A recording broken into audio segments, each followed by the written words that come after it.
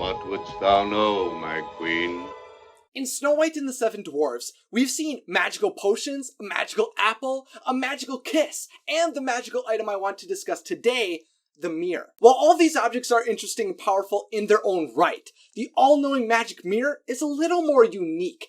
What sets it apart is the entity within it, the being forced to serve the evil queen, the life force I've been dying for years to understand, the slave in the mirror. What is it? Who is it? How did it get in the mirror? Hello, I'm Isaac from What's Up Videos, where we discuss fun topics for fun people, and today I'm going to attempt to get to the bottom of who is the slave in the magic mirror. If you'd like to learn more about the magic mirror after the video, I've provided all the links to the movies and the resources I used in the description. And to continue discussing Disney with me, make sure to subscribe and to click that notification button. To understand the magic mirror, the first place I turned to was the interactions between the queen and the mirror, to attempt to grasp what it was. While most of the mirror's dialogue is providing help or information to the queen, the lines that kept rattling around in my brain and provided the most insight were the queen's summoning words. Come from the farthest space, through wind and darkness I summon thee. When the queen goes to her chambers to question the magic mirror, she appears to summon the entity from a realm beyond our understanding. Where could this place be? What does the farthest space tell us about the spirit of the mirror? Is it even significant? These were all questions going through my head, so I continued searching for information and eventually found this wasn't the only life form she called upon. No siree. In the comic The Seven Dwarfs and the Covenant of the Queen, she conjures the demon Shadow Lord Orin to make a pact with him to take the soul of Snow White. And in Snow White and the Easter in the Woods, we learn the evil queen not only survived her encounter with the dwarves, but is also so enraged by her defeat that she calls upon the infernal powers to destroy her castle. The evil queen has a history of reaching out to dark essences, which makes sense since her magic derived from a dark place.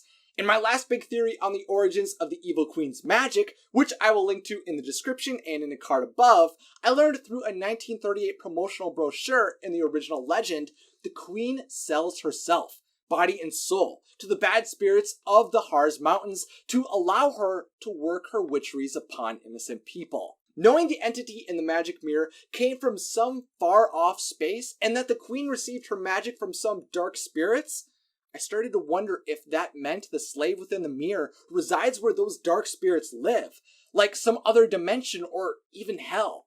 I always kind of figured the magic mirror's entity would be some kind of spirit or life form, but if it came from a place of darkness, then maybe it was some kind of demon. Well, it turns out I was kind of right. That same 1938 brochure states, daily the queen's vanity is appeased by the flattery of her familiar demon. The slave in the magic mirror was being summoned using the evil queen's dark magic, for it is truly a demon.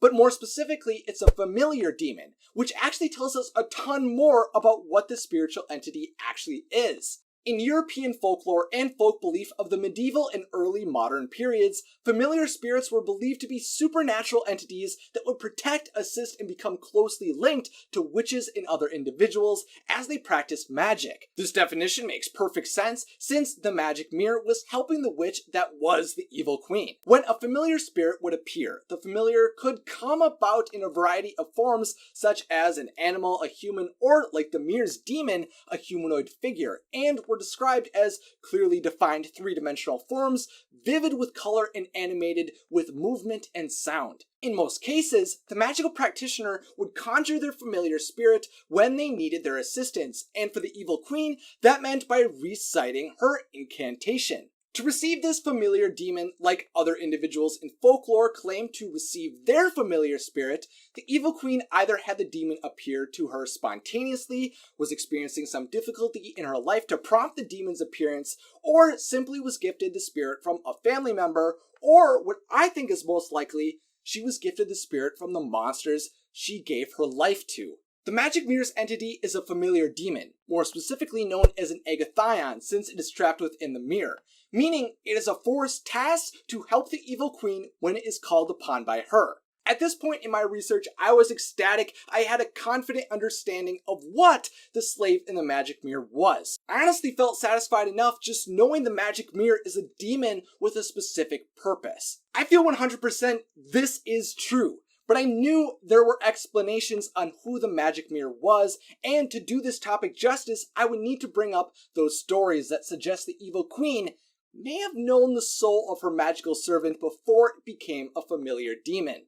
In Once Upon a Time, for example, a lovesick genie wishes to be with the evil queen forever and to look upon her face always, which leads to him becoming trapped as the magic mirror. Sorry, Once Upon a Time friends, I think it's unlikely the Once Upon a Time story is meant to explain questions outside of its world, but I included its explanation because it shows the evil queen is believed to know who is trapped within her mirror.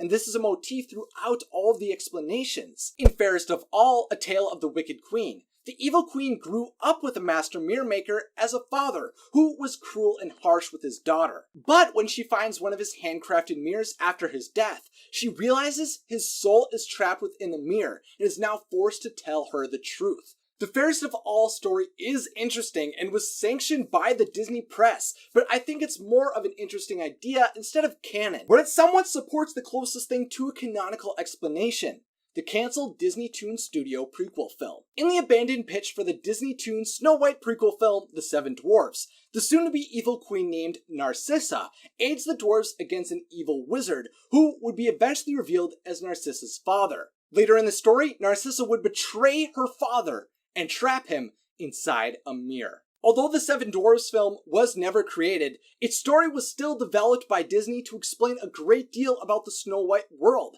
And since Fairest of All supports the general idea behind the magic mirror's familiar demon, I think if the magic mirror was going to be anyone, it would be the evil queen's father. Alright, so what's the story on the Slave of the Magic Mirror? Based on the concepts and stories coming out of Disney, I think the most likely identity of the Magic Mirror's soul is that of the Evil Queen's father. I think when the Evil Queen's father perished, his soul became a demon under the rule of dark spirits. When the Evil Queen gave her soul to those same dark spirits, they bestowed her with magic and the Evil Queen's father, who is now an Agathaion, a type of familiar demon trapped within a mirror. From that point on, the Evil Queen's father was tasked with assisting his daughter in any way she needed whenever she needed it, as he spent the rest of eternity being a slave within a magic mirror. Hey, you like movies, right? Well, I was just on a movie lovers podcast called Bacon and Eggs reviewing Harry Potter and the Prisoner of Azkaban and The Goblet of Fire. So if you want to see me and the two hosts, Tyler and Ethan, goofing around and talking about Harry Potter, it would mean a lot to me if you'd go and support my episode, which you can check out in the description. If you enjoy theorizing on the magic mirror, then click that like button. And if you're interested in staying up to date with more magical Snow White videos, then click that subscribe button. And please follow me on Twitter, Instagram, and Facebook. So now it's time for the question of the day, sponsored by my patrons. To become a patron yourself, check out my Patreon page at patreon.com/WatsoVideos. Do you think the Slave in the Magic Mirror is the Evil Queen's father? Let me know your thoughts in the comment section, along with any other ideas you have for future Discovering Disney episodes. If you'd like to see more Watso videos, then check out some awesome pics over here. And as always, thanks for watching and have a magical day.